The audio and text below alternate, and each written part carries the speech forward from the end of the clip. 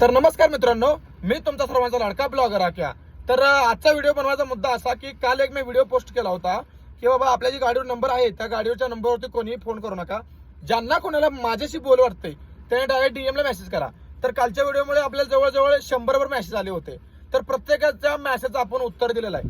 त्यातनं मी एकच गोष्ट नोटीस केली की बाबा जास्तीत जास्त प्रश्न तरुण पिढीचं मला एकच होते की बाबा तुझ्या बोलण्याच्या भाषेवरनं तो अधूनमधून इंग्लिश शब्द वापरतो तुझ्या बोलण्यात, म्हणजे तू जरा शिकले सवरलेला वाटतो, तू एज्युकेटेड वाटतो। तर खरं आहे भावांनो, मी शिकलोय, मी काय अडाणे म्हणून इथपर्यंत आलो नाही।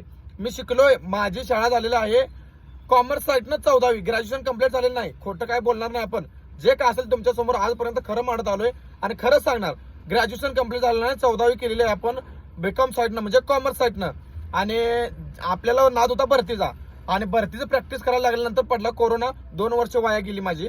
परत परिस्थितीला लाजून आणि परिस्थिती सुधारवण्यासाठी मला इथं यावं लागलं। आणि विषय कसा माहितीये का, हा धंदा लोकांनी बदनाम केलाय, पण मी शिकले सवरलेला मुलगा, मी सांगतोय का इंजिनियरला फेल करल असा धंदा आहे। फक्त आपल्या मनात ह्या कामाबद्दल पॉझिटिव्हिटी ठेवायची भावांनो। काम बेकार आहे हे मनात ठेवायचं नाही, समजलं? तिची सीट दिसते, भावा आपला हेल्पर आहे, तिची सीट दिसते लेफ्ट साईड, या लेफ्ट साईड पासून राईट साईडचं प्रमोशन व्हायला किती वेळ लागतोय, किती संघर्ष लागतोय हे फक्त हाच हेल्पर सांगू शकतो।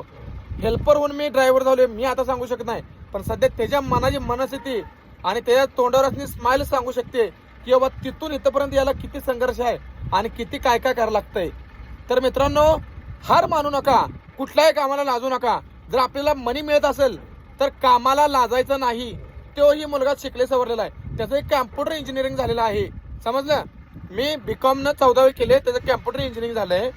त्याला मी मोटिवेट करतोय, मी सांगतोय बाबा हार मानायची नाही, तुझ्या कॅम्प्युटर इंजिनिअर सुद्धा माझं स्टेअरिंग कमी पडू देणार नाही।